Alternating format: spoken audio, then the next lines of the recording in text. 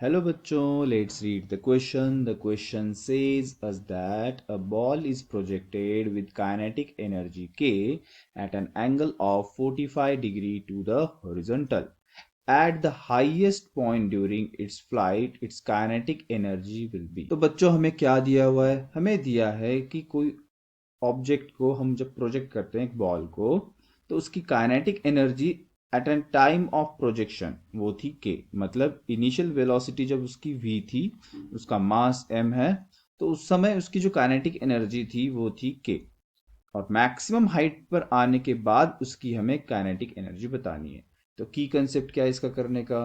की कंसेप्ट ये है कि हम समझे मोशन अंडर ग्रेविटी में वेलोसिटी में चेंज कैसे आता है, और दूसरा क्या है, और हम समझे कि काइनेटिक एनर्जी क्या होती है। तो सबसे पहले हम समझते हैं कि मोशन अंडर ग्रेविटी में वेलोसिटी में क्या चेंज आता है।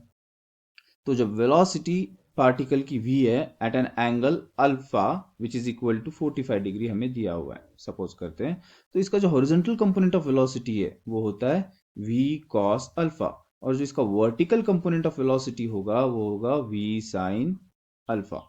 और प्रोजेक्टाइल जब इसके मैक्सिमम हाइट पर जाएगा तो प्रोजेक्टाइल का जो वर्टिकल कंपोनेंट ऑफ वेलोसिटी है वी वाई वो हो जाएगा जीरो, और हॉरिजॉन्टल कंपोनेंट ऑफ वेलोसिटी जो होगा वो होगा v cos अल्फा। ये सेम ही रहेगा जितना पहले था through out the motion of projection.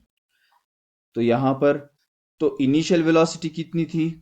Initially velocity थी v, और फाइनल वेलोसिटी कितनी होगी बाद में चेंज होके? फाइनल वेलोसिटी हो गई है v cos अल्फा। अगर 45 रख देते हैं तो v cos 45 डिग्री कितना आ जाएगा? v divided by √2।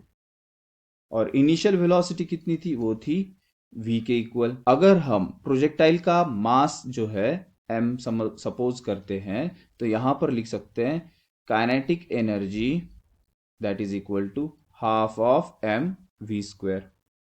और इधर काइनेटिक एनर्जी क्या लिखेंगे? इधर काइनेटिक एनर्जी लिखेंगे half of m v divided by √2 का स्क्वायर, जो आएगा half of m v square divided by 2।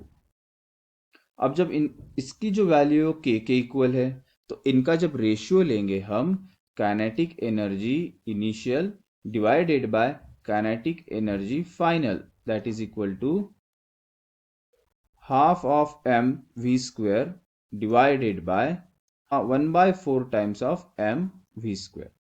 और जैसे अभी हमने निकाला half of M V square की वैल्यू के इक्वल है, तो यहां पर जब हम के पुट कर देंगे तो kinetic energy at the highest point, उसको हम सपोज के डैश सपोज करते हैं, तो कितना आएगा? वो इधर क्या होगा, एम कैंसिल हो जाएगा, वी स्क्वायर भी कैंसिल हो जाएगा, तो इधर सिर्फ बचेगा 2।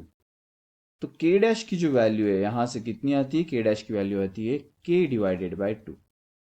तो यहां से option number C is correct. I hope you understand. Thank you, best of luck.